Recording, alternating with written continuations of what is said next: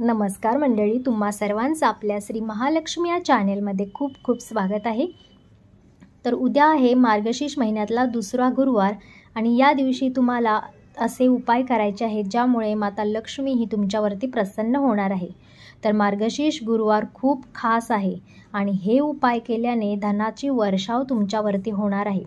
तर मार्गशीर्ष या महिन्यात देवी लक्ष्मी पृथ्वीवर अवतरते अशी धार्मिक श्रद्धा आहे। असे म्हटले जाते की या महिन्यातील एखाद्या गुरुवारी देवी लक्ष्मी त्या व्यक्तीच्या घरी जात असते ज्याचे घर स्वच्छ आणि पवित्र असते। ज्या कुटुंबात आनंद आणि चांगले वातावरण असते अशात या दिवशी माता लक्ष्मी ही प्रवेश करत असते। अशात या दिवशी घरात स्वच्छता आपण ठेवली पाहिजे। यासोबतच तुमच्या घराचे मुख्य दार किंवा अंगण याशिवाय देवघरासमोर रांगोळी काढावी। याने माता लक्ष्मी प्रसन्न होत असते। मार्गशीर्ष महिन्यातील गुरुवारी घराच्या मुख्य दरवाजावर देवी लक्ष्मीच्या पावलांचे ठसे काढणे किंवा लावणे शुभ मानले जाते। असे केल्याने घरात धनाची वर्षा होत असते, धनाची देवीचा वास होत असतो असं शास्त्रपुराणात सांगितलेलं आहे। देवी लक्ष्मीचा आशीर्वाद मिळवण्यासाठी या दिवशी प्रत्येक व्यक्तीने माता लक्ष्मी आणि नारायण यांच्या मूर्तीची विधिवत प्रतिष्ठापना करावी आणि खीर किंवा दुधापासून बनवलेल्या पदार्थांचा नैवेद्य त्यांना दाखवावा। यासोबतच विष्णूजींना गूळ आणि हरभरा अर्पण करावा।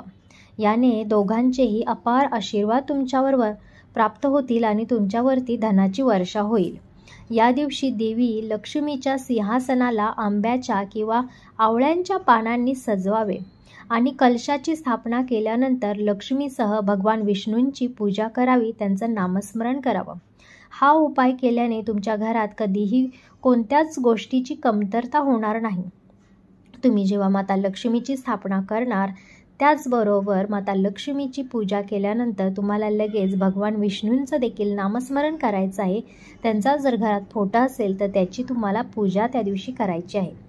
मार्गशीर्ष गुरुवारी गाईला गूळ आणि हरभरा डाळ आणि हळद खाऊ घातल्यास श्रीहरींचा विशेष आशीर्वाद तुम्हाला मिळत असतो आणि श्रीहरी जर प्रसन्न झाले तर माता लक्ष्मी ही आपोआपच प्रसन्न होत असते।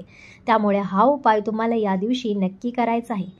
एवढंच नाही तर या दिवशी गाईला तिलक लावून तिची पूजा केल्याने तुमच्या आयुष्यातील सर्व संकटे दूर होतात।